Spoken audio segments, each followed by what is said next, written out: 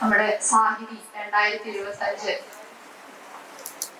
സാഹിത്യോത്സവത്തിന്റെ ഭാഗമായിട്ട് നമ്മുടെ ചിത്രശാലയിലുള്ള ആദ്യത്തെ സെഷൻ ആരംഭിക്കുകയാണ്. പോസ്റ്റ് സെക്യുലറിസ കാലത്തെ സെക്യുലറിസത്തിന്റെ അതിജീവനം എന്ന വിഷയത്തിലാണ് നമ്മൾ സാഹിത്യോത്സവം ഇത്തവണ സംഘടിപ്പിക്കുന്നത്. അതില് MT ഓർമ്മ ആദരം എന്ന സെഷൻ കൈകാര്യം ചെയ്യുന്നതിനായി VR സതീഷ് സാറിനെയും I ഷൺമുഖദാസ് സാറിനെയും ഏറെ സ്നേഹത്തോടെ സ്വാഗതം ചെയ്യുന്നു. MT യെ കുറിച്ച് പറയുകയാണെന്നുണ്ടെങ്കിൽ നമുക്ക് എല്ലാവർക്കും MT എന്ന് പറയുന്നത് വ്യത്യസ്തമായൊരു അനുഭവമാണ് എന്ന് തന്നെ പറയണം. ചിലർക്ക് കഥയാനുഭവം ആവാം, ചിലർക്ക് സിനിമകളാവാം, ചിലർക്ക് നോവലുകളാവാം. ഈ എഴുത്തുകളെല്ലാം പകരുന്ന വ്യക്തിഗതമായ അല്ലെങ്കിൽ അത്രയും പേഴ്സണൽ ആയിട്ടുള്ള അനുഭവങ്ങളുമാവാം. MT ഓരോരുത്തർക്കും വ്യത്യസ്തമായ അനുഭവം തന്നെയാണ്. 2024 ഏറ്റവും വലിയൊരു ദുഃഖം എന്ന് പറയുന്നത് തന്നെ MT യുടെ വേർപാടാണ്. ആ ഒരു അവസരത്തിൽ സാഹിതി അല്ലെങ്കിൽ ഒരു സാഹിത്യോത്സവത്തിനും MT യെ ഓർക്കാതെ ആദരിക്കാതെ നമുക്ക് മുന്നോട്ട് കൊണ്ടുപോകാൻ സാധിക്കില്ല. അതുകൊണ്ട് ആദ്യത്തെ സെഷൻ തന്നെ MT യെ കുറിച്ചുള്ള ഓർമ്മകളോ MT യെ ഓർക്കലാവാം എന്ന് തന്നെ തോന്നുന്നു.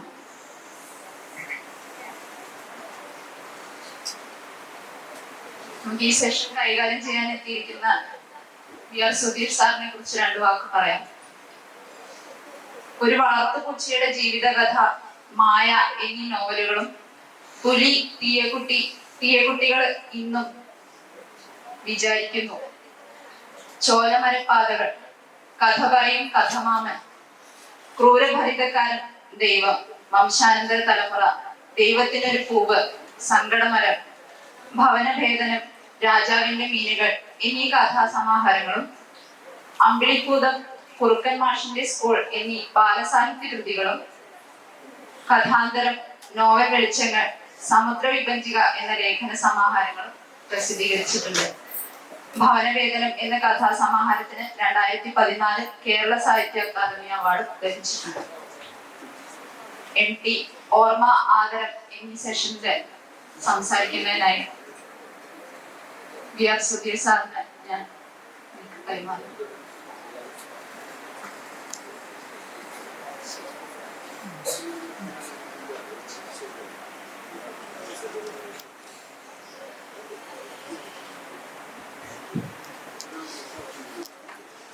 പ്രിയപ്പെട്ടവരെ,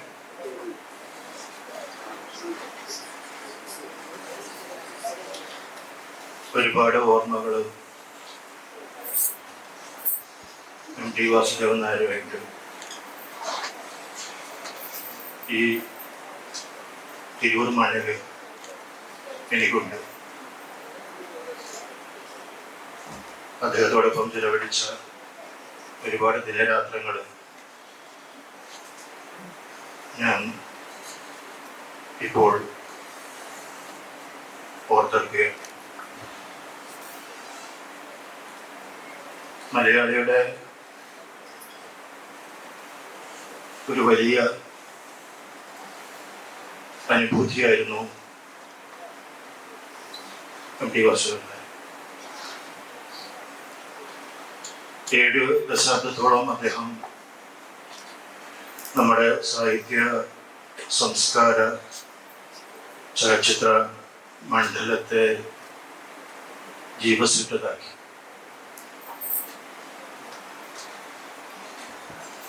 അദ്ദേഹം മാർഗദർശനം ചെയ്ത വഴിയിലൂടെയാണ് പിൽക്കാലത്ത് ഒരുപാട് തലമുറ കടന്നുപോയത്.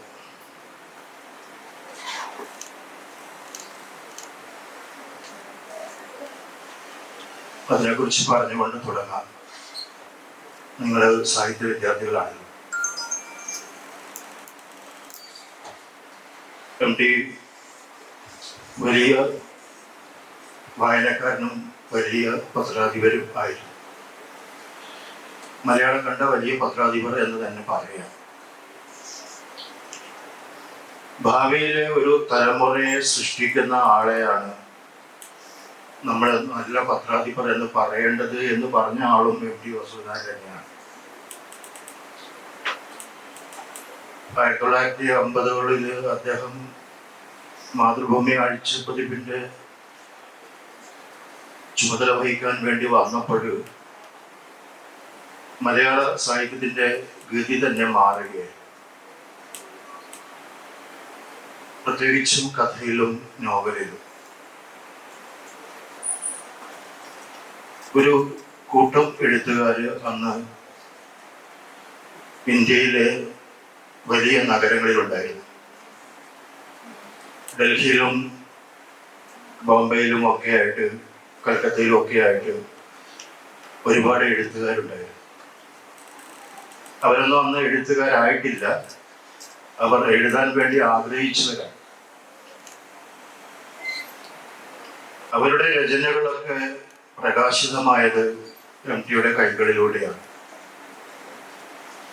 ആ രചനകളൊക്കെ അന്ന് മോഡേൺ ആധുനികം എന്ന് വിശേഷിപ്പിക്കപ്പെട്ടു. അതുകൊണ്ട് അവര് ആധുനികരായി.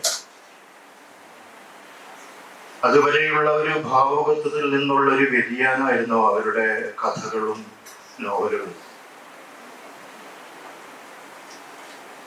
എം ടിയുടെ രചനകളുടെ സ്വഭാവമായിരുന്നില്ല അവരുടെ രചനകൾ. നാലുകെട്ടോ ഇരുട്ടോ ഇരുട്ടിന്റെ ആത്മാവോ ഒന്നും അവരുടെ രചനകളിൽ ഉണ്ടായിരുന്നില്ല. ഒരു പുഴയും അവരുടെ രചനകളിൽ ഒഴുകിയിരുന്നില്ല. ഗ്രാമം ഉണ്ടായിരുന്നില്ല. അവർ നഗരങ്ങളുടെ കഥകൾ പറഞ്ഞു. അവർ അസ്തിത്വ ദർശനം എന്നുള്ളൊരു ദർശനം തന്നെ കൊണ്ടുവന്നു. മനുഷ്യന്റെ നിലനിൽപ്പിന്റെ പൊരുൾ എന്ത് എന്ന് അവർ ചോദിച്ചു. അത്തരം അന്വേഷണം നടത്തുന്ന കഥകള്, മനുഷ്യരെ വിഭ്രമിപ്പിക്കുന്ന കഥകള് വായിച്ചു കഴിഞ്ഞാൽ ചിലപ്പോൾ വളരെ ദുരൂഹം എന്ന് തോന്നുന്ന കഥകള്, അത്തരം കഥകളൊക്കെ ഈ ആഴ്ചപ്പതിപ്പിൽ ടി വാസുദേവൻ നായർ പ്രസിദ്ധീകരിച്ചു. അങ്ങനെ ഒരു തലമുറയുണ്ടായി. ആ തലമുറക്ക് സ്വീകർത്താക്കളുണ്ടായി. ആ തലമുറയെ മലയാളം വരവേറ്റു. ആധുനികർക്ക് വലിയ പ്രശസ്തി ഉണ്ടായി. ആധുനികരുടെ രചനകൾക്ക് നല്ല നിരൂപണങ്ങൾ ഉണ്ടായി. ആ നിരൂപകരും പ്രശസ്തി നേടി. അങ്ങനെ മലയാളത്തിൽ ഒരു ആധുനിക കഥാകൃത്തുക്കളുടെ ഒരു സമൂഹം തന്നെ ഉണ്ടായി. ഇവരാരും എം ടി വാസുദേവൻ നായർ എഴുതിയതുപോലെയല്ല എഴുതിയത്. പക്ഷെ ആ രചനകളൊക്കെ അദ്ദേഹം പ്രോത്സാഹിപ്പിച്ചു. ആ രചനകളിലൊക്കെയും ഈ നിലനിൽപ്പിന്റെ പൊരുളുണ്ടായി. അത് എം ടിയെ ആകർഷിച്ച വലിയൊരു ഘടകമാണ്. നിലനിൽപ്പിന്റെ ദാരുണമായ പീഡനം അനുഭവിക്കുന്ന മനുഷ്യരാണ് എം ടിയുടെ കഥാപാത്രങ്ങൾ. അത് അന്ന് മുതൽ ഇന്ന് വരെ ഉള്ള ഏറ്റവും ഒടുവിൽ വരെയുള്ള രചനകൾ എടുത്തു നോക്കിയാൽ കാണാവുന്നതാണ്. എല്ലാ മനുഷ്യരും ഈ നിലനിൽപ്പിന്റെ ട്രാജഡി അനുഭവിക്കുകയാണ്. നിലനിൽപ്പിന്റെ ദാരുണമായ പീഡനം ഏറ്റുവാങ്ങുകയാണ്. ഇരുട്ടിന്റെ ആത്മാവിലെ വേലായുധൻ തൊട്ട് ഷെർലക്കിലെ ബാലു വരെ, അല്ലെങ്കിൽ കാഴ്ചയിലെ യുവതി വരെ, അല്ലെങ്കിൽ കൽപ്പാന്തത്തിലെ പുരുഷൻ വരെ നിലനിൽപ്പിന്റെ ഈ ദാരുണത അനുഭവിക്കുന്നവരാണ്. ജീവിതത്തിൽ രണ്ട് തരത്തിലുള്ള മനുഷ്യരാണുള്ളത്. ഒന്ന് വിജയിക്കുന്നവരും ഒന്ന് പരാജയപ്പെടുന്നവരും. എം ടി വാസുദേവൻ നായർ എഴുതിയത് പരാജിതരുടെ കഥകളാണ്. എം ടിയുടെ കഥാപാത്രങ്ങളൊക്കെ രണ്ട് തരത്തിലാണ്. അവർക്ക് ഉയരങ്ങളോട് വലിയ ആഭിമുഖ്യമുണ്ട്. ഉയരങ്ങളിൽ എന്നുള്ള പേരിൽ തന്നെ എനിക്ക് ഒരു സിനിമ എടുത്തിട്ടുണ്ട്. ഉയരങ്ങളോടുള്ള ആ ഒരു ഉത്കർഷച്ച്, അതേസമയം തന്നെ ഈ ഉയരങ്ങളിൽ എത്താനുള്ള വെമ്പലിലുള്ള പതനം, ഫോൾ എന്നുള്ളത്. അദ്ദേഹത്തിന്റെ ഒരു കഥാസമാഹാരത്തിന്റെ പേര് തന്നെ പതനം എന്നാണ്. അങ്ങനെ ഉയരങ്ങളിലേക്ക് വെമ്പി പോകുന്നവരും നിലംപതിക്കുന്നവരും ആണ് ഈ കഥാപാത്രങ്ങളൊക്കെ. ഏത് കഥാപാത്രത്തെ എടുത്തു നോക്കുകയാണെങ്കിലും അവർക്കൊക്കെ ഒരു വലിയ പതനം കാണും. അതാണ് അദ്ദേഹത്തെ നമ്മുടെ ജീവിതത്തിൽ നിന്നും ഏറെ ആകർഷിക്കുന്ന ഒരു കാര്യം, മനുഷ്യന്റെ പതനം എന്നുള്ളത്. ഭൂമുഖം തന്നെ അങ്ങനെയാണ് ആരംഭിക്കുന്നത് എന്ന് നമ്മൾ പറയും. ആദ്യം മനുഷ്യൻ പതിച്ചവനാണ്, സ്വർഗത്തിൽ നിന്ന് ഇങ്ങ് ഭൂമിയിലേക്ക് പതിച്ചവനാണ്. അങ്ങനെ സ്വർഗം ആഗ്രഹിച്ചു പോയ മനുഷ്യരൊക്കെ ഭൂമിയിലേക്ക് പതിച്ചതിൻ്റെ കഥകളാണ് എം.ടി. എഴുതിയത്. ഈ രചനകളിലൊക്കെയും ഇരുട്ട് നിറഞ്ഞു നിൽപ്പുണ്ട്. അദ്ദേഹത്തിന്റെ കഥയുടെ ശീർഷകങ്ങൾ നോക്കിയാൽ തന്നെ അത് മനസ്സിലാവും. ഇരുട്ടിന്റെ ആത്മാവ്, കരിയിലകൾ മൂടിയ വഴിത്താരകള്, കറുത്ത ചന്ദ്രൻ, ഇങ്ങനെയൊക്കെയാണ് അദ്ദേഹം പേരിട്ടിരിക്കുന്നത്. പാതിരാവും പകൽ വെളിച്ചവും. ഇരുട്ട് നിറഞ്ഞു നിൽക്കുന്ന ഒരു അന്തരീക്ഷം എപ്പോഴും ഈ കഥകളിലും നോവലുകളിലും കാണും. തൊട്ടു മുമ്പത്തെ തലമുറയിൽ അതില്ല. ബഷീറൊക്കെ വെളിച്ചത്തിന് എന്ത് വെളിച്ചം എന്നാണ് ചോദിച്ചത്. അദ്ദേഹത്തിന്റെ രചനകളിലൊക്കെ ഇങ്ങനെ വലിയ പ്രകാശമാണ്. അതുകൊണ്ട് ബഷീറിന്റെ രചനകളൊക്കെ അവസാനിക്കുമ്പോൾ നമ്മൾ വായിക്കുന്നു ശുഭം എന്ന്. അദ്ദേഹം ശുഭകരമായ കഥകളാണ് പറഞ്ഞത്. ശുഭം എന്ന് എഴുതി അവസാനിപ്പിക്കുന്ന കഥകളാണ് ബഷീർ മിക്കവാറും പറഞ്ഞിരിക്കുന്നത്.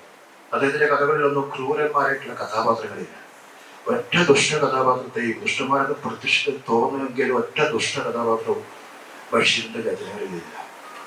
പക്ഷെ എം.ടിയുടെ രചനകൾ അങ്ങനെയല്ല. അതൊക്കെ ശുഭം എന്ന് പറഞ്ഞ് നമുക്ക് വായിക്കാൻ പറ്റില്ല.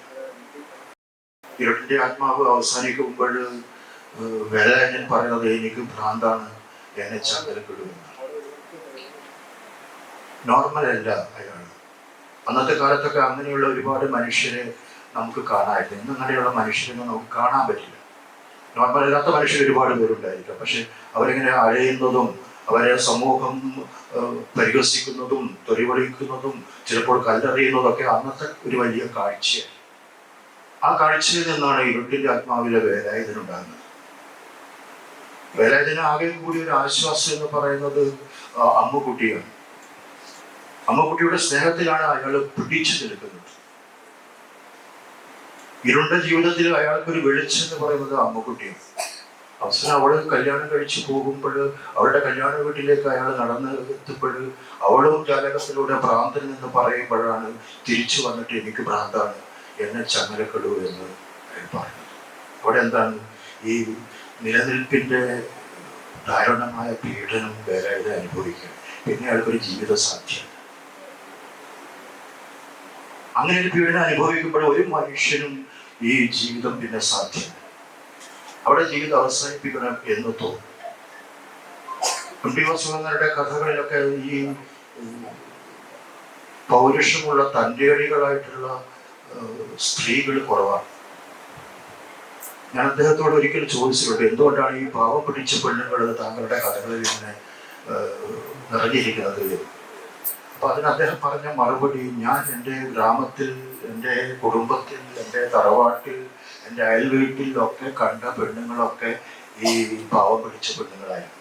അവരെ കണ്ടുകൊണ്ട് വളർന്ന എനിക്ക് ഒരു തൻ്റെടിയായ ഒരു സ്ത്രീയെ സൃഷ്ടിക്കാൻ സാധ്യമല്ല. മറിച്ച് പുരുഷന്മാരൊക്കെ വലിയ തൻ്റെടികളായിരുന്നു. അതുകൊണ്ടാണ് എനിക്ക് ഗോവിന്ദൻകുട്ടിയെയും അതുപോലെ പകട്ടകളിക്കാരൻ കോത്തുണ്ണിയൊക്കെ ഉണ്ടാക്കാൻ സാധിച്ചത് എന്ന് പറഞ്ഞിട്ടുണ്ട്.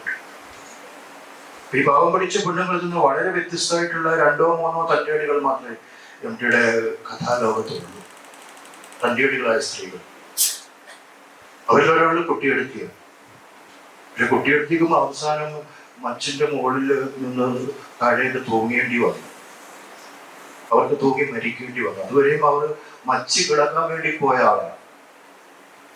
മച്ച് കിളക്കണം എന്ന് വാശി പിടിച്ച ആളാണ്, മരം കയറുന്ന ആളാണ്.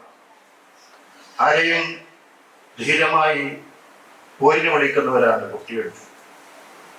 പക്ഷെ കുട്ടിയെഴുത്തിയും അവസാനം നിസ്സഹായായി പോയി. എഴുന്നേൽപ്പിന്റെ ദാരുണമായ പീഡനം കുട്ടിയെഴുത്തേക്കും അനുഭവിക്കേണ്ടി വന്നു. അവർക്ക് ജീവിതം അവസാനിപ്പിക്കേണ്ടി വന്നു. പഞ്ചാഗ്നി എന്നുള്ളൊരു സിനിമ നിങ്ങൾ ഓർമ്മിക്കുന്നുണ്ടായിരിക്കും. അതിലെ നായികയായിട്ടുള്ള ഇന്ദിര ഒരു തൻ്റെടിയാണ്. അവരവസാനം ഒരു പീഡകനായ പുരുഷനെ വെടിവെച്ച് വീഴ്ത്തുകയാണ്, കൊല്ലുകയാണ്. എന്നിട്ട് ജയിലിൽ പോവുക. അവർ വന്നത് ജയിലിൽ നിന്നാണ്. അവർക്ക് വേണമെങ്കിൽ ഒരു ജീവിതം ജീവിക്കാമായിരുന്നു. അവർക്കൊരു ജീവിതം തുറന്നു കിട്ടുന്നുണ്ട് അതിൻ്റെ നായക കഥാപാത്രത്തിൻ്റെ സ്നേഹത്തോടു കൂടി. പക്ഷെ എന്നിട്ടും അവർക്ക് ഒരാളെ കൊല്ലേണ്ടി വന്നു. അപ്പോൾ അവർ പറയുന്ന ഒരു വാചകം, എനിക്ക് എന്നിൽ നിന്ന് മോചനയില്ല എന്നുള്ളതാണ്. എനിക്കൊരിക്കലും എന്നിൽ നിന്ന് രക്ഷപ്പെടാനാവില്ല എന്നുള്ളതാണ്. അങ്ങനെ അവർ പോവുകയാണ്, വീണ്ടും ജയിലിലേക്ക് തന്നെ പോവുകയാണ്. കറുത്ത ചന്ദ്രൻ എന്നുള്ള പേരിൽ ഒരു കഥയുണ്ട്. അതിലെ നായികയും വളരെ തൻ്റെടിയാണ്. അന്നത്തെ കാലത്ത് വീട്ടിൽ നിന്ന് ഉച്ചത്തിൽ ചൂളം വിളിക്കുന്ന ഒരു സ്ത്രീയാണ്, ഒരു യുവതിയാണ് അവർ. ഉച്ചത്തിൽ ചൂളം വിളിക്കുന്ന, പൊട്ടിച്ചിരിക്കുന്ന, എല്ലാവരുമായിട്ട് മാർത്തുല്ലസിക്കുന്ന വളരെ തൻ്റെടിയായ ഒരു യുവതി. അങ്ങനെ തൊട്ടപ്പുറത്തുള്ള ഒരാൾക്ക് അവരോട് സ്നേഹം തോന്നുകയും, തൊട്ടപ്പുറത്തെ വാടകയ്ക്കോ മറ്റോ താമസിക്കുന്ന ഒരാൾക്ക് അവരോട് സ്നേഹം തോന്നുകയും അത് വിവാഹത്തിൽ അവസാനിക്കുകയും ചെയ്തു. നമ്മുടെ കഥ വായിച്ചു തുടങ്ങുമ്പോൾ വിവാഹത്തിന്റെ 2ാമത്തെ ദിവസമാണ് കഥ തുടങ്ങുന്നത്. ആദ്യ രാത്രിയെ കുറിച്ചൊന്നും ഒന്നും പറയുന്നില്ല. വിവാഹത്തിന് 2ാം ദിവസം ഇവര് യാത്ര പോവുകയാണ്, ഒരു ഹണിമൂൺ യാത്രയാണ്. പക്ഷെ ഈ ഹണിമൂൺ യാത്രയിൽ ഭർത്താവിന്റെ ഒരു പെരുമാറ്റവും ഈ യുവതിക്ക് സഹിക്കാനാവുന്നില്ല. വളരെ മുരടനായിട്ടാണ് അയാൾ പെരുമാറുന്നത്. എല്ലാം ഇങ്ങനെ സഹിച്ച് വളരെയേറെ കഷ്ടപ്പെട്ടിട്ടാണ് അയാളുടെ കാറിൽ, വാഹനത്തിൽ ഇരിക്കുന്നത്. അയാളുടെ ഒരു പെരുമാറ്റവും ഒരു ചലനവും അവർക്ക് സഹിക്കുന്നില്ല, എല്ലാം അസഹ്യമാണ്. വഴിയിൽ കണ്ടൊരു മുയലിനെ ഈ വണ്ടി ഓടിച്ച് കൊന്നിട്ട് അത് ചോരയിട്ടുന്ന അതിൻ്റെ ശരീരവുമായിട്ട് കാറിലേക്ക് വരുന്നു. അപ്പോൾ അറപ്പോടെ അയാളെ നോക്കുന്ന ഒരു യുവതിയാണ്.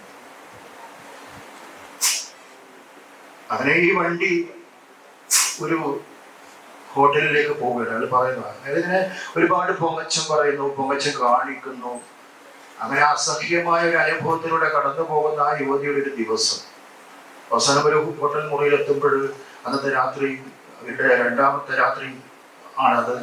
അപ്പോൾ ആ സ്ത്രീ ആക്രോശിക്കുകയാണ്, എന്നെ തൊട്ടുപോകരുത് എന്നുള്ളൊരു ആക്രോശത്തിലാണ് ഈ കറുത്ത ചന്ദ്രൻ എന്നുള്ള കഥ അവസാനിക്കുന്നത്. വളരെ ബോൾഡായിട്ടൊരു യുവതിയാണ്. അത്തരം കഥകൾ എംടിയുടെ കഥാലോകത്ത് കുറവാണ്. അത്തരം തൻ്റെടികളായ യുവതികൾ വളരെ കുറവാണ്. ആ ഒരു വലിയൊരു ആക്രോശത്തിൽ ആ കഥ അവസാനിക്കും. വളരെ വ്യത്യസ്തമായ ഒരു കഥയാണ് ഷെർലക്ക്. ഷെർലക്ക് വീണ്ടും വായിക്കുമ്പോൾ നമുക്ക് അതിൻ്റെ പൊരുള് ഇന്നതല്ലേ, അത് അങ്ങനെ ആയിക്കൂടെ എന്നൊക്കെ നമ്മൾ ഒരുപാട് ആലോചനാമൃതം നമുക്ക് സമ്മാനിക്കുന്ന ഒരു രചനയാണ് ഷെർലക്ക്. ഷെർലക്ക് നിങ്ങൾ വായിച്ചു കാണുമെന്ന് ഞാൻ വിചാരിക്കുന്നു. ഷെർലക്ക് എന്നുള്ളത് ഒരു പൂച്ചയാണ്. ആ പൂച്ച ഒരു അമേരിക്കൻ പൂച്ചയാണ്, നീല നിറമുള്ള പൂച്ചയാണ്. ആ പൂച്ചക്ക് അസാധാരണമായ ബുദ്ധിയാണ്. ലോകത്തിൽ കട്ട് തിന്നാത്ത ഒരേ ഒരു പൂച്ച അമേരിക്കയിലേ ഉള്ളൂ എന്ന് ആ കഥയിൽ പറയുന്നുണ്ട്. ഇന്ത്യക്കാരനായ ബാലു തൻ്റെ ചേച്ചിയുടെ ക്ഷണം സ്വീകരിച്ചുകൊണ്ട് അമേരിക്കയിൽ ചെന്നപ്പോൾ അവരുടെ ഫ്ലാറ്റിനകത്താണ് ഈ പൂച്ചയുള്ളത്, ഷെർലക്ക് എന്നുള്ള പൂച്ചയുള്ളത്. അപ്പൊ ചേച്ചി ജോലിക്ക് പോകുമ്പോൾ ഇയാൾ അവിടെ ഒറ്റക്കാണ്. ഇയാൾക്ക് കൂട്ടിന് ഈ പൂച്ചയാണ്. കൂട്ട് എന്ന് പറഞ്ഞുകൂടാ, പൂച്ച എപ്പോഴും ഇദ്ദേഹത്തെ ഒരു സംശയത്തോടെ നോക്കുന്നു, ചിലപ്പോൾ രോഷത്തോടെ നോക്കുന്നു, ഇയാളെ ഒരു ശത്രുവിനെ പോലെ നോക്കുന്നു. അങ്ങനെ പൂച്ചയും അയാളും തമ്മിലൊരു ഇടപെടലാണ് ഈ കഥ. അത് അമേരിക്കയും ഇന്ത്യയും തമ്മിലൊരു ഇടപെടൽ പോലെയാണ്. അവസാനം ഈ പൂച്ച ഇയാളുടെ ഏത് നീക്കങ്ങളും മനസ്സിലാക്കുന്നുണ്ട്. ഇയാൾ എങ്ങോട്ട് പോകുന്നു, ഇയാൾ എന്ത് ചെയ്യുന്നു, ഇയാൾ ആർക്ക് ഫോൺ ചെയ്യുന്നു. അന്നൊക്കെ ഈ ഫോൺ വന്ന ഒരു കാലഘട്ടം, അതായത് മൊബൈൽ ഫോൺ വന്നൊരു കാലഘട്ടം. ഈ യന്ത്രങ്ങളൊക്കെ നമ്മുടെ ലോകത്തിലേക്ക് സ്ഥാനം പിടിക്കുന്ന ഒരു കാലഘട്ടത്തിലാണ് 1994 ആ കഥ എഴുതപ്പെടുന്നത്.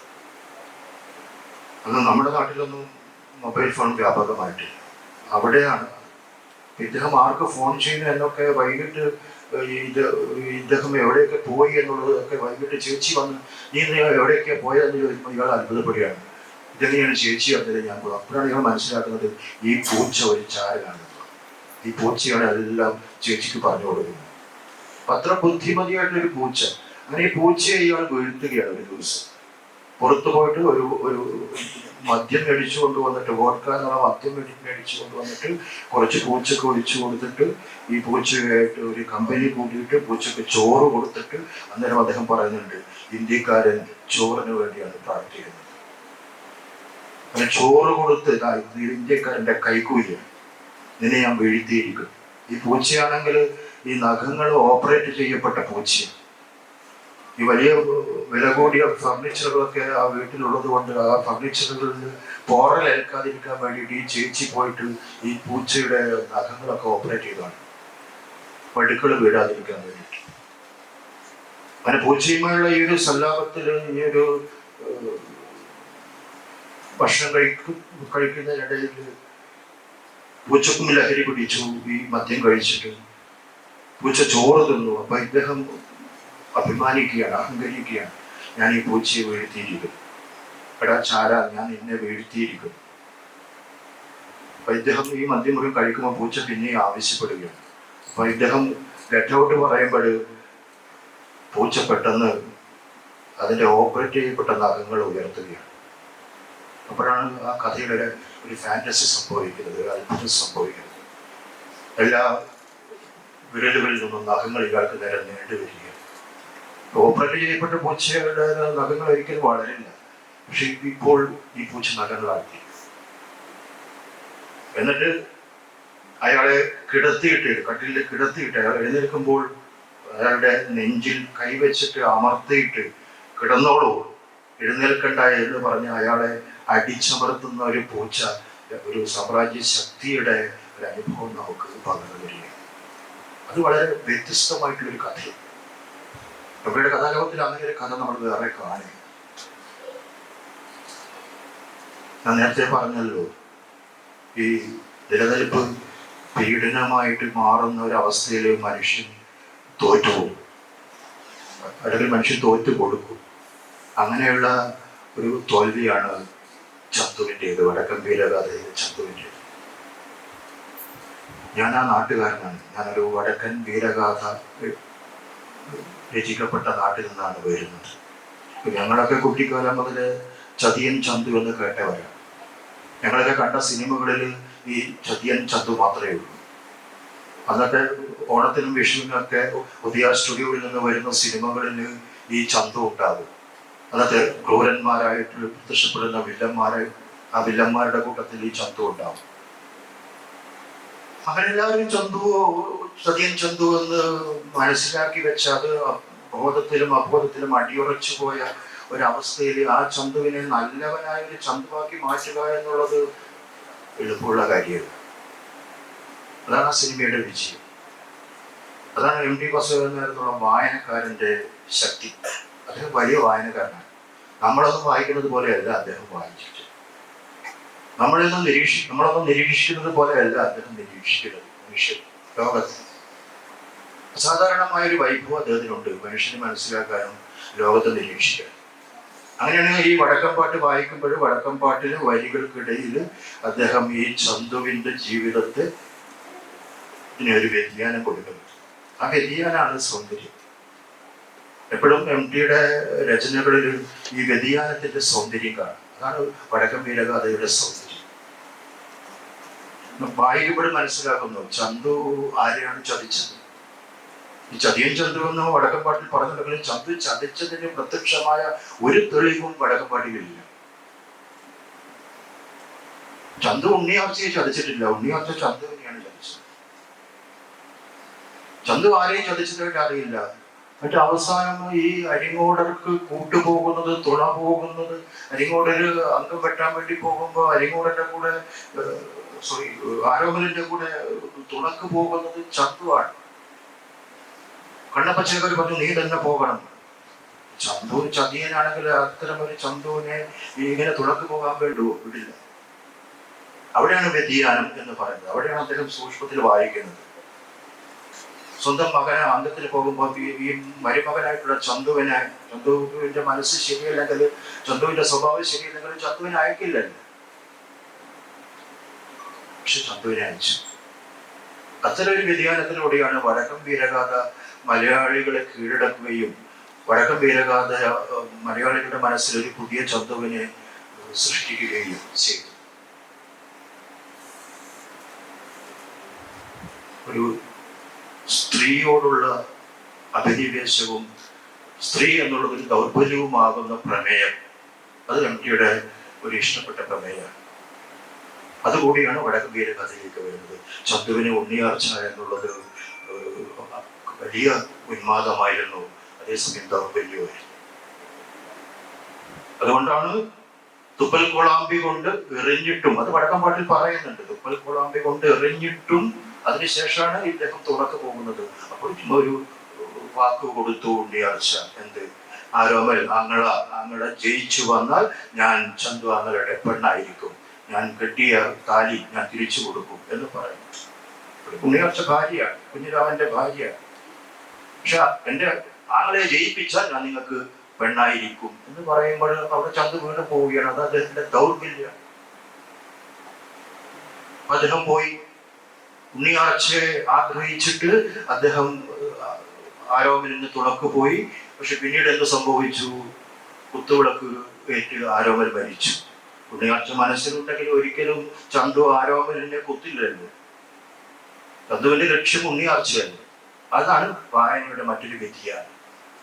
ഇത് ആളുകൾ ഉണ്ടാക്കിയ ഒരു കഥ, അതിനൊന്നും യാതൊരു യുക്തിയും ഇല്ല. ഉണ്ണിയാർച്ചയെ കല്യാണം കഴിച്ചിനി ജീവിതം മുന്നോട്ട് കൊണ്ടുപോകണമെന്നുള്ള മോഹവുമായി ആരോമലിന്റെ തുണക്ക് പോയ ചന്തു ഒരിക്കലും തന്റെ മടിയിൽ കിടന്നുറങ്ങുന്ന അംഗം കഴിഞ്ഞിട്ട് മടിയിൽ കിടന്നുറങ്ങുന്ന ആരോമലിന്റെ കുത്തുവിളക്ക് കൊണ്ട് ആഞ്ഞു കുത്തി എന്ന് പറഞ്ഞാൽ ആരാണ് അത് വിശ്വസിക്കുക? പക്ഷെ ഞങ്ങൾ കടത്തനാട്ടുകാർ ഒരുപാട് കാലം ഇത് വിശ്വസിച്ചു. വടക്കം വീരഗാഥ വരുന്നത് വരെ വടക്കം വീരഗാഥ വന്നപ്പോൾ അത് മാറി. ഒരിക്കലും അങ്ങനെ സംഭവിക്കില്ല. അവിടെ ഒരു അംഗം നടന്നു, വികൃതാംഗം, സംശയത്തിന്റെ പേരിലാണ്. കുറിച്ചുരിക, അതിൽ മുളയാണി, അതെങ്ങനെ വന്നു? ചന്തുവല്ല കുറ്റക്കാരൻ, അത് വേറെ ആൾ ചന്തുവിനെ ചതിച്ചതാണ്. അതുകൊണ്ട് ചുരിക മുറിഞ്ഞു പോയി. അതിന്റെ പേരിൽ നമ്മൾ കലഹം ഉണ്ടായി. ആ കലഹത്തിനിടയിൽ ആരോമൽ കുത്തേറ്റു മരിച്ചു. വീണപ്പോൾ അത് വിളക്കുകാല് അരയിൽ കയറി മരിച്ചു. പക്ഷെ ഉണ്ണിയാർച്ച ചന്തുവിനെ പിന്നെ വിശ്വസിച്ചില്ല. അങ്ങനെ ചന്തു ഒറ്റക്കായി. പിന്നെ ചന്തുവിന് ജീവിതമില്ല. ചന്തുവിന്റെ നിലനിൽപ്പ് അതീവ ദയനീയമായി. അങ്ങനെ കുട്ടികൾ വരുന്നു, പകരം ചോദിക്കാൻ വേണ്ടി കുട്ടികൾ വരുന്നു. കുട്ടികൾ വരുമ്പോൾ ചന്തു പറയുന്നു, നമ്മളൊക്കെ കേൾക്കുന്ന ആ ഡയലോഗ് നമ്മൾ കേൾക്കുന്നു, ചന്തുവിനെ തോൽപ്പിക്കാനാവില്ല. പക്ഷെ കുട്ടികൾക്ക് വീരസ്യ, അവർക്ക് അവരുടെ കൗമാര യൗവന ചാപല്യം പോലെയാണ് തോന്നുന്നത്. പക്ഷെ ചന്തുവിനെ തോന്നി ഇനി ജീവിച്ചിട്ട് ഒരു കാര്യമൊന്നുമില്ല, ഇത് എനിക്ക് പിറക്കാതെ പോയ മകനാണ്, ഇവൻ എൻ്റെ തല വെട്ടി കൊണ്ടുപോയിട്ട് അമ്മക്ക് കാഴ്ച വെച്ചാൽ നാടുവാഴിൽ നിന്ന് പട്ടം പടയും വാങ്ങാം, ഇവൻ നാളത്തെ വീരയോദ്ധാവാകും, അതുകൊണ്ട് അവന് ഒരു അവസരം കൊടുക്കാമെന്ന് കരുതി അയാൾ സ്വയം വെട്ടി, സ്വയം കുത്തി മരിച്ച് പല ശിരസ് കുനിക്കുകയാണ് അവർക്ക് മുമ്പിൽ. അതെന്താണ് നിലനിൽപ്പിന്റെ ഏറ്റവും വലിയ ആശ്ചര്യം. അവിടെ ജീവിതം അവസാനിപ്പിച്ചെത്തിയിരിക്കുന്നു. ഇത് തന്നെയാണ് രണ്ടാം മോഡത്തില് ഭീമനും സംഭവിച്ചത്. ഭീമന്റെ ദൗർബല്യം ദ്രൗപദിയായിരുന്നു. പാണ്ഡവരിൽ ദ്രൗപദിയെ ഏറ്റവും അധികം സ്നേഹിച്ചത് ഭീമനായിരുന്നു. അത് വരികൾക്കിടയിലുള്ള വായനയാണ്. അത് വായനയുടെ വലിയൊരു വ്യതിയാനാണ്. അയാൾ മോഡേണാണ്. അയാൾ പുതിയ ഒരു കാലത്തിന്റെ പ്രതിനിധിയാണ്. അയാൾ പാരമ്പര്യ കലയുടെ സവിശേഷതകളെയോ നിയമങ്ങളെയോ ഒക്കെ അനുസരിക്കാതെ അയാൾ വ്യതിചലിച്ചു പോകുന്നു. അവനെ ആളുകൾക്ക് വാഴ്ത്തുകയും ചെയ്യുന്നു. ഇദ്ദേഹം എന്ന് പറഞ്ഞ പെരുന്തച്ഛൻ എന്ന് പറഞ്ഞാൽ പാരമ്പര്യവാദിയാണ്. ആ പാരമ്പര്യ സത്യത്തെ ധിഖരിക്കുന്ന, തത്വശാസ്ത്രത്തെ ധിഖരിക്കുന്നതിനോട് അദ്ദേഹത്തിന് യാതൊരു യോജിപ്പുമില്ല. അതുകൊണ്ട് കൂടിയാവാം അദ്ദേഹം ഈ വീടുടി താഴെ കിട്ടത് എന്ന് പറയുകയാണ് പെയിന്റേഴ്സ് എന്നുള്ള സിനിമ. ഇങ്ങനെ ഒരുപാട് വ്യതിയാനങ്ങൾ വായനയിലും എഴുത്തിലും ഉണ്ടാക്കിയ ഒരു വലിയ എഴുത്തുകാരനെയാണ് നമ്മൾ 7 ദശാബ്ദക്കാലമായിട്ട് മലയാളികൾ അനുഭവിച്ചത്. അദ്ദേഹത്തിന്റെ ഓർമ്മയെ വന്ദിച്ചുകൊണ്ട് ഞാൻ എൻ്റെ ഈ സംസാരം തൽക്കാലങ്ങളോട് നിർത്തുന്നു. ആശംസ.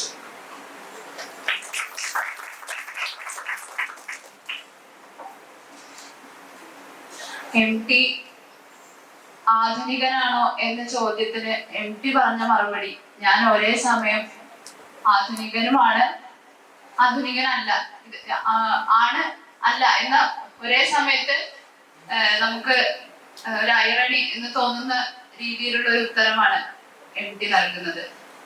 MTയിലെ ഈ ആധുനികത എന്ന് പറയുന്നത് ഇതുപോലെ ഇപ്പോ സുധീഷ് മാഷ് പറഞ്ഞ പോലെ ഈ വിടവ്, ഇപ്പോ രണ്ടാംകുളത്തിന്റെ രചനയെ കുറിച്ച് MT പറഞ്ഞ കാര്യങ്ങൾ, ഈ നീയാണ് രാജാവ് ആകേണ്ടത് എന്ന് ഭീമനോട് പറയുന്നു. അടുത്ത ദിവസം ധർമ്മപുത്രൻ രാജാവാകുന്നു. ഇതിനിടയിലുള്ള ഈ വിടവാണ് രണ്ടാംകുളത്തിന്റെ രചനയ്ക്ക് പ്രചോദനമായിട്ടുള്ളത് എന്ന് MT പറയുന്നുണ്ടായിട്ടുണ്ട്. അതുപോലെ തന്നെ സാറ് സൂചിപ്പിച്ച ചന്തുവിന്റെ കഥ, MTയുടെ വായനക്കാരന്റെ വേറിട്ട കാഴ്ചകൾ, അത് തന്നെയാണ് MTയെ ആധുനികനാക്കുന്നത് എന്ന് തന്നെ പറയാം. സ്വതന്ത്രമായ ആവിഷ്കാരത്തിന് ഇടം കണ്ടെത്തുന്ന ഒരു ലോകബോധമാണ് MT ആധുനികനായി പ്രവർത്തിക്കുന്നത് എന്ന് നമുക്ക് പറയാം. MTയെ കുറിച്ച് കൂടുതൽ സംസാരിക്കുന്നതിനായി ഷൺമുഖദാസ് സാറിനെ ക്ഷണിക്കുകയാണ്. അദ്ദേഹത്തെ കുറിച്ച് 2 വാക്ക് പറയാം. ദേശീയ ചലച്ചിത്ര പുരസ്കാരം, കേരള സംസ്ഥാന ചലച്ചിത്ര പുരസ്കാരം എന്നിവ ലഭിച്ച എഴുത്തുകാരനാണ്. മലകളിൽ മഞ്ഞു പെയ്യുന്നു, സിനിമയുടെ വഴിയിൽ, സഞ്ചാരിയുടെ വീട്, ആരാണ് ബുദ്ധനല്ലാത്തത്, ഗോദാർ, കോളറയ്ക്കും മാർക്സിനും നടുവിൽ, P. രാംദാസ്, വിദ്യാർത്ഥിയുടെ വഴി, സിനിമയും ചില സംവിധായകരും, ശരീരം, നദി, നക്ഷത്രം എന്നിവയാണ് അദ്ദേഹത്തിന്റെ പ്രസിദ്ധീകരിച്ച കൃതികൾ. MTയെ കുറിച്ചുള്ള ഓർമ്മകൾ പങ്കുവയ്ക്കുന്നത് ഞാൻ മൈക്ക് ഷൺമുഖദാസ് സാറിന് കഴിഞ്ഞു.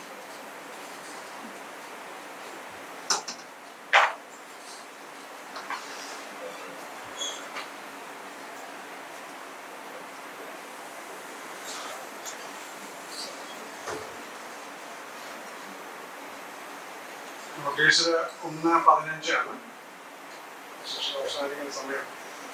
ഞാൻ 1:20 എൻ്റെ വാച്ചില് എത്രയായിരുന്നു, 1 മണിയല്ല, 1:20 5 മിനിറ്റ് ചിലപ്പോൾ സംസാരിക്കുന്ന ഉപയോഗിക്കേണ്ട സമയമാണ്. എന്തായാലും നിങ്ങളെല്ലാവരും വിദ്യാർത്ഥികളാണ്, എല്ലാത്തിനും വളരെ കുറവാണ് അവിടെ ഉള്ളത്. എൻ്റെ സുഹൃത്ത് പിടിയിരിക്കേണ്ട അല്ലാതെ ഉള്ള ആളുകളൊക്കെ വിദ്യാർത്ഥികളാണ്.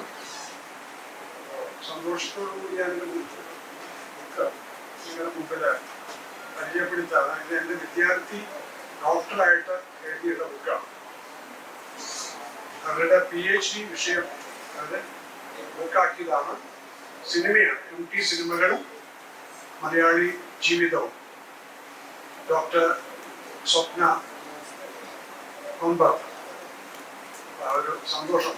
ഇവിടെ വരുന്നതിന് മുമ്പ് എൻ്റെ വിദ്യാർത്ഥിയുടെ വീട്ടിൽ പോയി. ഒരു സാധ്യ തൃശ്ശൂര് കോളേജ് കോളേജ് അധ്യാപികയാണ്. ഞാൻ ഇംഗ്ലീഷ് പഠിപ്പിച്ചത്, പക്ഷെ അവർ മലയാളം MA എടുത്ത് PhD എടുത്തത് ഈ വിഷയത്തിലാണ്. പുസ്തകം നമുക്ക് പരിചയപ്പെടുത്തുന്നത് സിനിമയെ കുറിച്ചിട്ടാണ്, സിനിമയെ കുറിച്ചിട്ടാണ് ഞാൻ സംസാരിക്കേണ്ടത്. എല്ലാവരും MTയുടെ മിക്ക സിനിമകളും കണ്ടിട്ടുണ്ടാവുമെന്ന് വിചാരിക്കുന്നു. ഏറ്റവും പ്രശസ്തമായ ചിത്രം തീർച്ചയായിട്ടും അദ്ദേഹം സംവിധാനം ചെയ്യുന്നത് നിർമാല്യമാണ്. ഈ നിർമാല്യം എന്നുള്ള സിനിമയെ കുറിച്ച് 2 ലേഖനം ഞാൻ എഴുതിയിട്ടുണ്ട്. നമ്മുടെ ചങ്ങരംകുളത്തെ കാണി പറഞ്ഞ ഫിലിം സൊസൈറ്റി അതില് നിർമാല്യത്തിന് 25 വയസ്സായപ്പോൾ ഒരു ബുക്ക് ഇറക്കുകയുണ്ടായി. നിർമാല്യത്തെ കുറിച്ച് പലരും എഴുതിയ ലേഖനങ്ങൾ ചേർത്തിട്ട് ചിന്തയാണത് അന്ന് ഇറക്കിയിരുന്നത്. നിർമ്മാല്യം 50 കൊല്ലമായപ്പോ ആരാണ് ബുക്ക് ഇറക്കിയതെന്ന് എനിക്ക് ഓർമ്മയില്ല. പക്ഷെ ഷുഹാദ് അദ്ദേഹമാണ് അത് എഡിറ്റ് ചെയ്തത്. അതിലും ഞാനൊരു ലേഖനം എഴുതിയിട്ടുണ്ട്. 2ലും ഓരോ ലേഖനമുണ്ട്. അതില് 25 കൊല്ലമായപ്പോൾ ഞാൻ എഴുതിയ ലേഖനം വിദ്യാർത്ഥികൾ വായിച്ചിട്ടില്ല എങ്കിൽ അത് വായിക്കാവുന്നതാണ്. ചിലപ്പോൾ നിങ്ങളുടെ ലൈബ്രറിയിൽ ഉണ്ടായിരിക്കണം. നിർമ്മാണത്തെ കുറിച്ചുള്ള ചിന്ത ഇറക്കിയ പുസ്തകത്തിലുണ്ടായിരിക്കുന്നത്. അതിൽ പറയുന്ന ഒരു പ്രധാനപ്പെട്ട കാര്യം കുറച്ച് വ്യത്യസ്തമായ രീതിയിലാണ് ഞാൻ ആ സിനിമയെ സമീപിച്ചിട്ടുള്ളത്. അദ്ദേഹം വായിക്കാത്തവരായിരിക്കും നിങ്ങളെന്നുള്ള സങ്കല്പത്തിലാണ് പറയുന്നത്. ഞാൻ അന്ന് എഴുതിയതൊക്കെ ശരിയാണോ എന്നിപ്പോ ആലോചിക്കുമ്പോഴത്തേക്ക് വരാം. ഞാൻ അതിൽ കൊടുത്ത ശീർഷകം ദൈവ നർത്തകന്റെ ക്രോധം എന്നാണ്. ഡിവൈൻ ഡാൻസർ എന്നൊരു സമീപമുണ്ട്.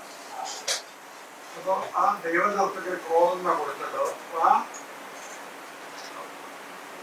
നമ്മുടെ കേരളത്തില് തുള്ളൽ എന്നുള്ള വാക്കിന് വെളിച്ചപ്പാട് തുള്ളലുണ്ട്. തുള്ളൽ എന്നുള്ള വാക്കിന് നൃത്തം എന്ന അർത്ഥമുണ്ട്. ഓട്ടം തുള്ളലാണ്.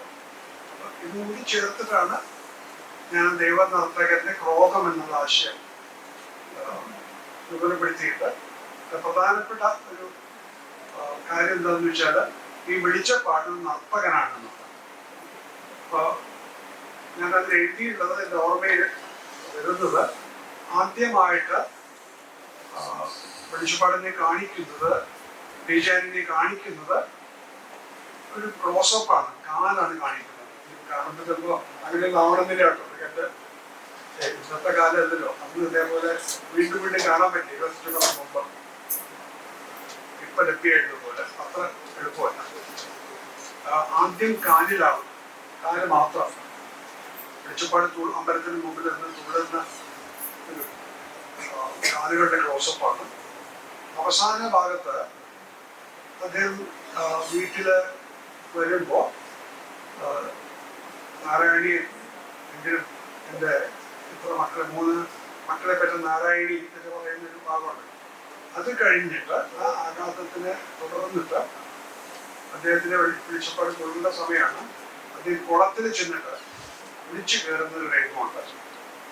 പ്രധാനപ്പെട്ട രംഗമാണത്. അത് അദ്ദേഹം ഇങ്ങനെ കൈ ഇങ്ങനെ പിടിച്ചിട്ടാണ് കയറുന്നത്. ഈ സന്ദർഭത്തില് കാലുകളുടെ പാദങ്ങളുടെ മാത്രമായിട്ടൊരു ക്ലോസപ്പ് ഉണ്ട്. അപ്പൊ അത് ഇതേപോലെ ഈ പുറകില് തുടങ്ങുന്നതാണ്. ഇതൊക്കെ പരസ്പരം ബന്ധിപ്പിച്ചുകൊണ്ട് സിനിമയിലെ നൃത്തത്തിന്റെ വേറെയുണ്ട്. കഥകളി നടനായിരുന്നു ശിവരാടി അഭിനയിക്കുന്ന കഥാപാത്രം. അവരുടെ കാലിലിപ്പോ ആണിയാണ്. അങ്ങനെയൊക്കെയുള്ള ആ നൃത്തത്തിന് മോഹിനിയാട്ടമുണ്ട്. ഇദ്ദേഹം 6 മോഹിനിയുടെ കഥാചിത്രങ്ങളാണ് എടുത്തിട്ടുള്ളത്. പിന്നെ 2 ഡോക്യുമെന്ററി എടുത്തിട്ടുണ്ട്. അതൊന്ന് പ്രകടയെ പറ്റിയിട്ടാണ്, മറ്റൊന്ന് മോഹിനിയാട്ടം എന്നാണ്. മോഹിനിയാട്ടം ആ നിർമ്മാല്യത്തിലെ മോഹിനിയാട്ടത്തിന്റെ ഒരു രംഗമുണ്ട്. അപ്പൊ നൃത്തത്തിന്റെ ഒരു ആശയം ആ സിനിമയിലെ ഉടനീളമുണ്ട്. ഒരുപക്ഷെ കഥയിൽ ഉണ്ടാകണമെന്നില്ല. പള്ളിവാളും കാഴ്ചയിലും ഈ നൃത്തത്തിന്റെ ആശയം അത്ര ഉണ്ടാവണമെന്നില്ല. അതാണ് ഞാൻ ആ ലേഖനത്തില് ദൈവനൃത്തത്തിന്റെ ക്രോധം എന്നുള്ള ലേഖനത്തിൽ പറഞ്ഞിട്ടുള്ളത്. 50 കൊല്ലമായപ്പോൾ ഞാൻ ഈ ലേഖനത്തിന്റെ പേര് മറന്നു. ഷുഹാദ് എഡിച്ചത് പുസ്തകത്തില് എന്താ ഞാൻ എഴുതിയ ലേഖനത്തിന്റെ പേര് എനിക്ക് ഓർമ്മയില്ല. അതില് ഞാൻ എഴുതിയിട്ടുള്ള കാര്യം എൻ്റെ ഓർമ്മയിൽ എന്താന്ന് വെച്ചാൽ അതിലെ ഭൗതികമായ കാര്യങ്ങളാണ്. ഈ പണം, ദാരിദ്ര്യം, തൊഴിലില്ലായ്മ അത്തരം കാര്യങ്ങളാണ്. നൃത്തമായിട്ട് ബന്ധപ്പെടുത്തിയിട്ടില്ല. പിന്നെ ഞാൻ എഴുതിയ ഒരു ലേഖനം വേറെ സിനിമ പരിചയപ്പെടുത്തി കുട്ടിയുടെ അത് കടവാണ്. കടവിനെ കുറിച്ച് എന്ത് ചെയ്തത് ഓർമ്മയിരിക്കില്ല. പക്ഷെ ഞാൻ ഈ ബുക്ക് കിട്ടിയപ്പോൾ അത് വായിച്ചപ്പോൾ എൻ്റെ വിദ്യാർത്ഥി ആ ലേഖനത്തിൽ നിന്ന് കുറേ ഭാഗം എടുത്തെഴുതിയിട്ടുണ്ട്. ഞാൻ ഇതിലേക്ക് എഴുതിയിട്ടുള്ള സംശയം. സാധാരണ ഗതിയിൽ എന്നെ പറ്റിയൊരു പരാതി പലർക്കുള്ളത് ഞാൻ സിനിമ ചരിത്ര വിമർശകനാണെങ്കിലും വിമർശനം ക്രിറ്റിസിസം എന്നുള്ള അർത്ഥത്തിൽ ക്രിറ്റിക്കലായിട്ട് എഴുതാറില്ല എന്നാണ് പറയാം. ആസ്വാദനം അപഗ്രഥനം അങ്ങനെയാണ് പറയാം. പക്ഷെ കടവിനെ പറ്റി ഞാൻ വിമർശിച്ചിട്ടാണ് എഴുതിയിട്ടുള്ളത് എന്നാണ് എൻ്റെ വിദ്യാർത്ഥിയുടെ പുസ്തകത്തിൽ കൊടുക്കുന്ന ഭാഗം പറയുന്നത്. വിമർശിച്ചിട്ട് എനിക്ക് ഓർമ്മയുണ്ട്. അവസാന ഭാഗത്തെ പറ്റി ഞാനെന്ത് വിമർശിച്ചത് അത് മാത്രമേ എനിക്ക് ഓർമ്മയുള്ളൂ. ഈ ഇദ്ദേഹത്തിന്റെ ഒരു കഥയെ ആധാരമാക്കിയിട്ട് ഇറങ്ങിയിട്ട് ഏറ്റവും പ്രധാനപ്പെട്ട ഒരു സിനിമയായിട്ട് എനിക്ക് പറയാൻ ആഗ്രഹമുള്ളത് നേരത്തെ സുഹൃത്ത് സുനീഷ് പറഞ്ഞ കഥ കറുത്ത ചന്ദ്രൻ. ആ കറുത്ത ചന്ദ്രൻ ആധാരമാക്കിയിട്ട് GS പണിക്കര് സംവിധാനം ചെയ്ത് ഇറങ്ങിയിട്ടുള്ള പടം ഏകാകിനി. എന്റെ ഓർമ്മയില് രഘുമേനോനും റാണിചന്ദ്രയാണെന്ന് തോന്നുന്നു അഭിനയിച്ചത്. രഘുമേനോനാണ് എന്റെ ധാരണ. കാരണം രഘുമേനോൻ നിർമ്മാര്യത്തിലുണ്ട്. രഘുമേനോനും എന്നാണ് ധാരണ. ഈ കറുത്ത ചന്ദ്രനെ കുറിച്ച് പറഞ്ഞു. ഞാൻ ഇന്നലെ അത് വീണ്ടും വായിച്ചതാണ് ആ കഥ. കറുത്ത ചന്ദ്രനില് മുയലിന്റെ കഥ പറയുന്നുണ്ട്. അപ്പൊ പറഞ്ഞു പറയും ഈ മധുവിനെ കറുത്ത ചന്ദ്രൻ എന്ന് വെച്ചാൽ ബിറ്റർ ഹണിമൂൺ അർത്ഥത്തിലാണ് ഉദ്ദേശിക്കുന്നത്. കല്യാണം കഴിഞ്ഞ് പിറ്റേന്നാണ്. അതാണ് ഈ കറുത്ത ചന്ദ്രൻ. മധുവിധു എന്ന് പറയുന്ന വിധു ഉണ്ടല്ലോ, അതാണ് ഈ കറുത്ത ചന്ദ്രൻ. അപ്പൊ അതില് കാമുകനാണ് കല്യാണം കഴിച്ചിട്ടുള്ളത്. കാമുകനാണ്. ആ കാമുകന്റെ മറ്റൊരു രീതിയിലാണ് കാണുന്നത്. ഇതില് കാലം പോകുമ്പോ മുയലിനെ പിടിക്കുകയാണ്. എന്നിട്ട് മുയലിനെ പിടിച്ചു കൊണ്ടുവരുന്നത് തൂക്കി എടുത്തുകൊണ്ടിരുന്നത് ഇറച്ചാക്കാം. പിഴമിടി ഗസ്റ്റ് ഹൗസിൽ പോയിട്ട് അത് ഇറച്ചാക്കാൻ പറയുന്നുണ്ട്. അപ്പോ ഇതിന്റെ കാഴ്ചപ്പാട് ഈ സ്ത്രീയുടെ കാഴ്ചപ്പാടാണ്. അപ്പൊ സ്ത്രീയുടെ വിവരണത്തില് ഈ മുയലിനെ പറ്റി പറയുന്ന ഒരു ഭാഗം ഞാൻ ഓർക്കുകയാണ്. ഈ പ്രാർത്ഥിക്കുന്നത് പോലെ കൈകൂപ്പി അങ്ങനെയാണ്. കൈകൂപ്പി നിൽക്കുന്ന മുയൽ എന്നാണ് പറയുന്നത്. അത് പ്രാർത്ഥിക്കുന്നത് പോലെ. ഞാനത് എഴുതി വെച്ചിട്ടൊരു കാര്യമാണ്. ഈ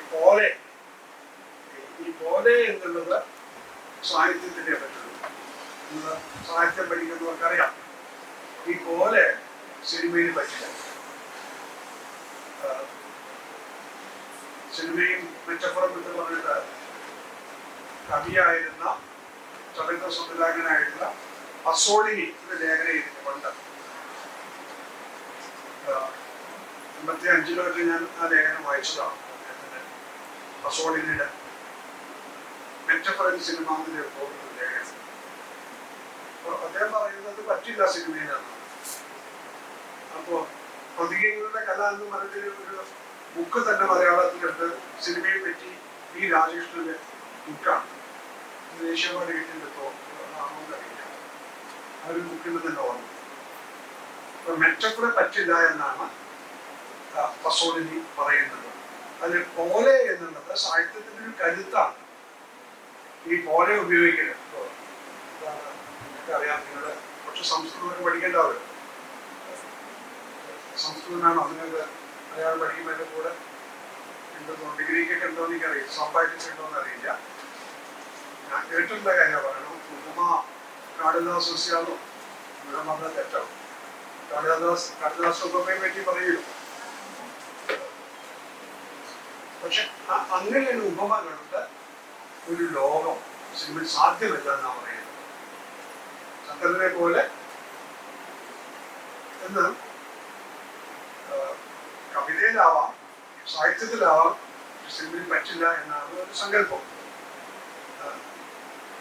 അപ്പൊ ഈ ബന്ധനം എന്നുള്ള ആ കഥയിൽ MP അദ്ദേഹത്തിന്റെ കഥകളൊക്കെ സിനിമയാക്കുമ്പോൾ ഒരു ധാരാളം കാര്യങ്ങൾ കൂട്ടിച്ചേർക്കുന്നുണ്ട്.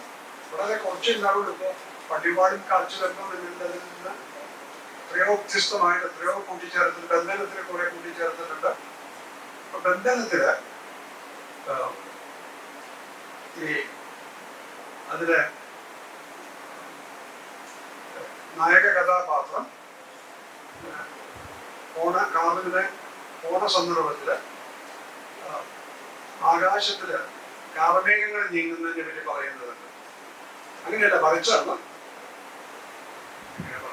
സംശയം. അതായത് ഒരു റെയിൽവേ ഗേറ്റ് അവിടെ എത്താണ്. ആ സന്ദർഭത്തിൽ നമുക്ക് ആകാശത്ത് നോക്കിയിട്ടുണ്ടാവും. അപ്പൊ പറയുന്നതായിരിക്കാം ഈ ആകാശത്തില് കറുത്ത നേരത്തെ കാർമേഘങ്ങള് ഇങ്ങനെ നീങ്ങുന്നുണ്ട്. അത് ഏതുപോലെ പറയാൻ വേണ്ടിയാണ് പറയുന്നത്. അത് കടപ്പക്കല്ല് പോലെ അതിനെന്തൊരു പ്രയോഗം ഓർമ്മകൾ അങ്ങനെ കുറെ പറയുന്നുണ്ടാവാം. നിങ്ങൾ വായിച്ചാൽ ആ പോലെ ഉപയോഗിക്കുന്നൊരു ഉദാഹരണം ചിലപ്പോൾ തെറ്റി പറയായിരിക്കും. സിനിമ എന്ന് പറഞ്ഞാൽ അടിസ്ഥാനപരമായിട്ട് ദൃശ്യങ്ങളും ശബ്ദങ്ങളുമാണ്. അതിലേക്ക് ആംഗിളുകൾ ചേർക്കുന്നത്, ക്ലോസപ്പുകൾ, ലോങ് ഷോട്ടുകൾ, മിഡ് ഷോട്ടുകൾ, ദൃശ്യഭാഷയാണ്. MP ഈ സ്വന്തം കഥകള് മാറ്റങ്ങളൊക്കെ വരുത്തിയിട്ട് ഒരു കൂട്ടിച്ചേർത്ത് വരുത്തിയിട്ട് സിനിമയാക്കുമ്പോൾ കഴിയാവുന്നത്ര വിഷ്വലാക്കി മാത്രം ശ്രമിക്കുന്നില്ല, ശബ്ദവും ചേർക്കുന്നുണ്ട്. അദ്ദേഹത്തിന്റെ തിരക്കഥകള് കുട്ടികളെത്തി തിരക്കഥ വായിച്ചു നോക്കിയാൽ എനിക്ക് തോന്നുന്ന കേന്ദ്ര കഥാപാത്രമായിട്ട് വാസു തോന്നുന്നു. വാസു തീവണ്ടി സ്റ്റേഷനിൽ അറിഞ്ഞാണ്. അല്ലെങ്കിൽ രണ്ടാമത്തെ മൂന്നാമത്തെ വാക്യത്തില് അകലയിൽ നിന്ന് ശബ്ദം കേൾക്കുന്നുണ്ട്. ശബ്ദം അദ്ദേഹത്തിന്റെ സിനിമകളുടെ പ്രധാനമാണ്. കഥയിലുണ്ടല്ലോ പള്ളിവാളും കാച്ചിലമ്പുവാണ്. അങ്ങനെയുണ്ട്. നിർമ്മാല്യത്തില് ഈ ചിലമ്പിന് ശബ്ദം അവസാനങ്ങൾക്ക് നിശബ്ദമാകുന്നത്, ഏറ്റവും ചിലപ്പോൾ നിശബ്ദമാകുന്നത് ആ കഥയില് എത്തിയ ശേഷം പിന്നീട് ആ നേരത്തിൽ സംഗീതവുമില്ല. അത് ആ ശബ്ദം, ചിലപ്പിന്റെ ശബ്ദം പിന്നെ അത് നിശബ്ദമാകുന്നത്. അതിന് വേണ്ടിയിട്ട് അദ്ദേഹം ബോധപൂർവം ആ സന്ദർഭത്തില് സംഗീതം ഒഴിവാക്കുന്നുണ്ട്. അദ്ദേഹത്തിന്റെ കടവ് എന്നുള്ള സിനിമയില് ബാധിക്കുന്നതിനെ അവതരിപ്പിക്കുന്ന കഥാപാത്രം ഒരു കുട്ടിയാണ്. ഈ സന്ദർഭത്തില് കടവിനെ കുറിച്ചല്ല ഞാൻ പറയുന്നത്, കടവിൽ നിന്ന് രൂപം കൊണ്ട സിനിമയെ കുറിച്ചല്ല പറയുന്നത്. ഈ കടവിൽ നിന്ന് രൂപം കൊണ്ട ഒരു കഥയെ കുറിച്ച് പറയാൻ വേണ്ടിയിട്ട്.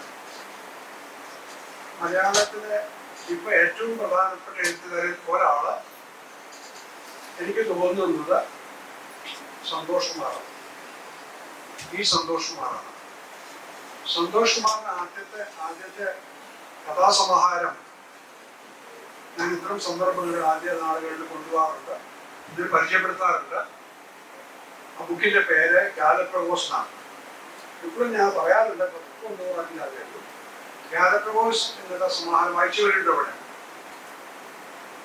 സന്തോഷ് കുമാറിന്റെ ആദ്യത്തെ ബുക്കാണ്.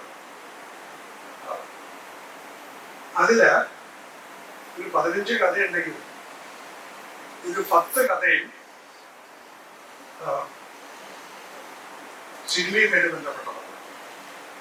അമ്മുവിന്റെ ആട്ടുകുട്ടി, അല്ലെങ്കിൽ കടവ്, അങ്ങനെയൊക്കെയുള്ള സിനിമകളിൽ നിന്ന് അതിന്റെ അവസാനത്തിൽ നിന്ന് ഈ കഥകൾ രൂപപ്പെടുകയാണ്.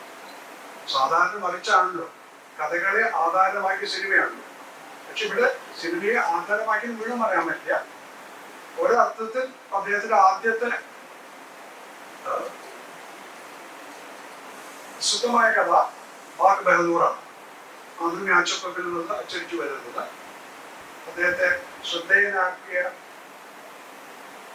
ഒരു കഥയാണ്. ബാഗ് ബഹദൂർ ഒരു സിനിമയാണ്. ബുദ്ധദേവ് ദാസ്ഗുപ്ത എന്നുള്ള ബംഗാളി സംവിധായകന്റെ ഒരു സിനിമയാണ്. അതിനെ ആധാരമാക്കിയിട്ട് തീർത്തും വ്യത്യസ്തമായിട്ട് കമ്പ്യൂട്ടർ വരുന്നതിനെ പറ്റിയിട്ടാണ് ആ കഥ, ബാഗ് ബഹദൂർ. അപ്പൊ അങ്ങനെ ഒരു എഴുത്തുകാരന്റെ പേര് പറഞ്ഞിട്ടുണ്ടായിരുന്നു.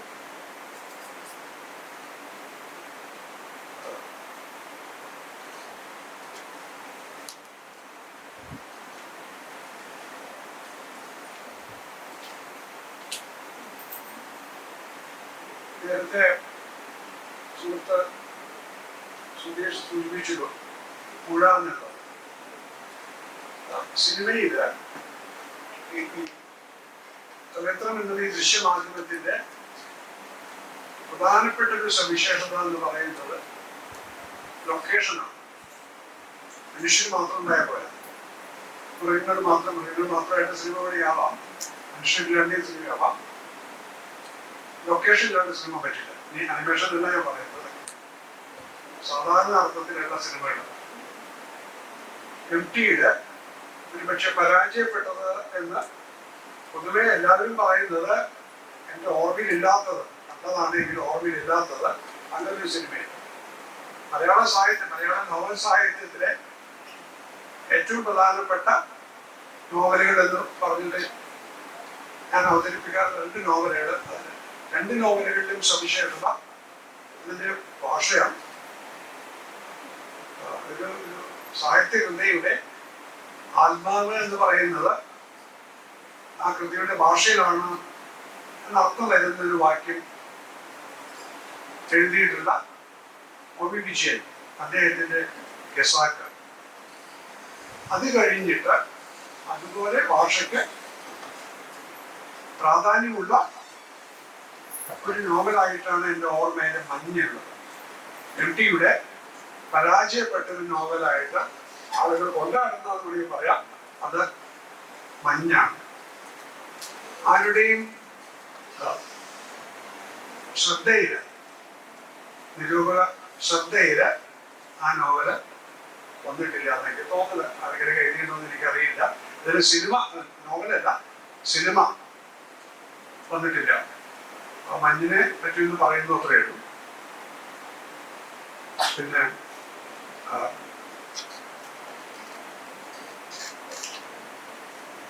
മുറപ്പെണ്ണ്, അദ്ദേഹം സിനിമയിലേക്ക് ആദ്യം വരുന്നത് മുറപ്പെണ്ണ് എന്നുള്ള സിനിമയ്ക്ക് തിരക്കഥ എഴുതിയിട്ടാണ്. സ്നേഹത്തിന്റെ മുഖങ്ങൾ എന്നുള്ള കൃതിയെ ആധാരമാക്കിയിട്ട് അദ്ദേഹം തിരക്കഥ എഴുതുകയാണ്. നേരത്തെ പറയാനുണ്ടായി, എല്ലാവരും പറയാറുള്ള കാര്യമാണ് വായന. അദ്ദേഹം എനിക്ക് ഓർമ്മയുള്ളൊരു കാര്യം, ഒരിക്കല് അദ്ദേഹം ഇതേപോലെ സദസ്സിൽ അദ്ദേഹം സംസാരിക്കുമ്പോൾ അദ്ദേഹം ഒരു നോവലിന്റെ പേര് പറഞ്ഞു, എഴുത്തുകാരുടെ പേര് പറഞ്ഞു. അന്ന് എൻ്റെ കോളേജിൽ, ഞാൻ അന്ന് 2010 തൃശ്ശൂർ ഗവൺമെന്റ് കോളേജിലേക്ക് MA കുട്ടികൾക്ക് വേണ്ടി സംസാരിക്കാൻ വരാമെന്ന് അദ്ദേഹം ഏറ്റിരുന്നതാണ്. അന്നുണ്ടായത് അന്ന് എവിടെയെങ്കിലും വരാമെന്ന് പറഞ്ഞിരുന്നത്. അന്ന് ബഷീർ വേദിയിൽ വെച്ചിട്ട് അദ്ദേഹം സംസാരിക്കുന്നത് തൃശ്ശൂർ സാഹിത്യ അക്കാദമിയിൽ വെച്ചിട്ട്. പെട്ടെന്ന് അദ്ദേഹത്തിന് നോവലിന്റെ പേര് പറഞ്ഞിട്ട് എഴുത്തുകാരുടെ പേര് പറയാൻ പറ്റില്ല. ഇത് ഞാനാണ് സദസ്സൊക്കെ പറഞ്ഞത്. എന്നിട്ട് പറഞ്ഞു, അത് കഴിഞ്ഞ് ഞാൻ പറഞ്ഞു കോളേജ് വരില്ല, ഇറങ്ങി വരാൻ പറ്റില്ല പറഞ്ഞു. ഓർമ്മ ശരിയല്ല. അതായത് മലയാളത്തിലെ പ്രധാനപ്പെട്ട ഒരു വായനക്കാരനായിരുന്നു അദ്ദേഹം. അതുപോലെ തന്നെ ലോക സിനിമകൾ ധാരാളം കണ്ടിട്ടാണ്. ഇദ്ദേഹത്തെ കുറിച്ചൊരു ഡോക്യുമെന്ററി സുഹൃത്തുക്കൾ എടുത്തിട്ട് ഹരികുമാർ എടുത്തിട്ടുണ്ട്. അത് യൂട്യൂബിലുണ്ട്. അതിൽ അദ്ദേഹം പറയുന്നൊരു കാര്യം അത് പറഞ്ഞിട്ട് ഞാൻ നിർത്തുകയാണ്. ഈ മുറപ്പെണ്ണ് എന്നുള്ള സിനിമയ്ക്ക് വേണ്ടി എഴുതാൻ തുടങ്ങുമ്പോൾ, നിങ്ങൾ മുറപ്പെണ്ണ് കാണുകയാണെങ്കിൽ അതിൽ തിരക്കഥ എന്ന് അദ്ദേഹത്തിന്റെ പേര് കാണില്ല. അക്കാലത്ത് തിരക്കഥ എന്നതിന്റെ പേര് സിനിമയിൽ കാണാറില്ല. കഥ സംഭാഷണം. പിന്നീട് തിരക്കഥ എന്ന പേര് അച്ചടിച്ചെങ്കിലും സിനിമ നിങ്ങൾ നെറ്റിൽ നോക്കുകയാണെങ്കിൽ കഥാ സംഭാഷണം എന്നാണ്. ചെമ്മീൻ്റെ കഥാ സംഭാഷണം എന്നാണ്. അപ്പൊ അദ്ദേഹം ഈ സുഹൃത്തുമെടുത്തുള്ള ഹരികുമാർ എടുത്തുള്ള സിനിമയിൽ പറയുന്നൊരു കാര്യം, ഈ മുറപ്പെണ്ണ് എന്നുള്ള സിനിമയ്ക്ക് വേണ്ടി തിരക്കഥ എഴുതുന്നത് സ്നേഹത്തിന്റെ മുഖങ്ങള് ഇഷ്ടപ്പെട്ട സുഹൃത്ത് ശോഭന പരമേശ്വരൻ പറഞ്ഞിട്ടാണ് അത് എഴുതാൻ.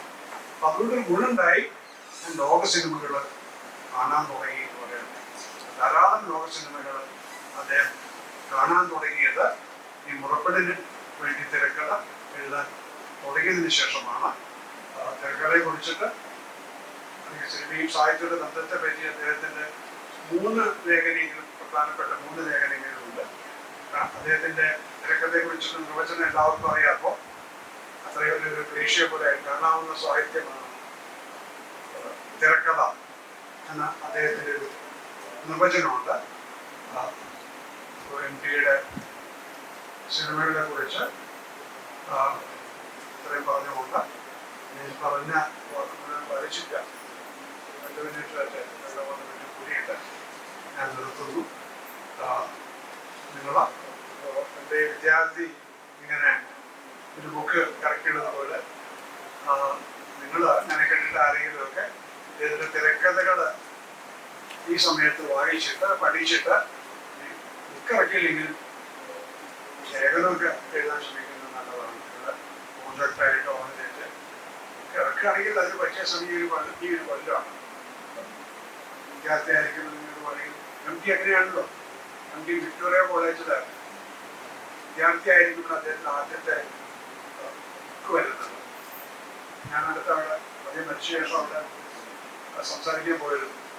അവിടെ ശ്രീകുമാർ അദ്ദേഹത്തിന്റെ MTയുടെ ജീവിതത്വം എഴുതുന്ന ശ്രീകുമാറും ഞാനായിരുന്നു അവിടെയായിരുന്നു അദ്ദേഹം പഠിച്ചത്.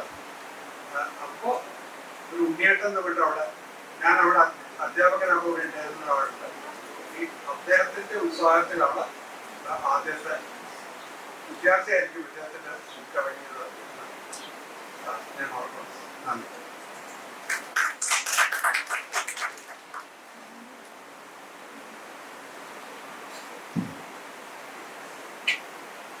MT എന്ന എഴുത്തുകാരന്റെ വായനക്കാരന്റെ വേറിട്ട കാഴ്ചകളെ കുറിച്ച് സുധീർ സാറും അതുപോലെ തന്നെ MT എന്ന തിരക്കഥാകൃത്തിന്റെ MTയുടെ സിനിമകളെ കുറിച്ച് ഷൺമുഖദാസ് സാറും സംസാരിച്ചു. ഞാൻ ആദ്യം പറയണ്ടായി MT ഓരോരുത്തർക്കും വേറിട്ട അനുഭവമാണ് എന്നുള്ളത്. എന്നെ സംബന്ധിച്ചിടത്തോളം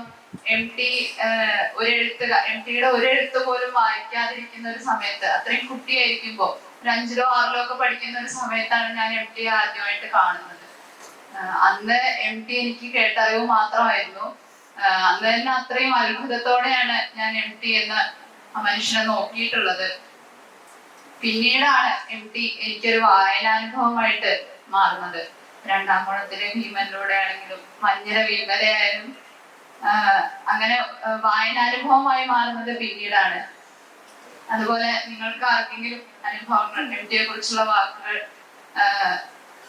ഇവിടെ പങ്കുവയ്ക്കാനും ചോദ്യങ്ങൾ ചോദിക്കാനും ചർച്ച ചെയ്യാനുമുള്ള ഒരു സമയമാണെങ്കിൽ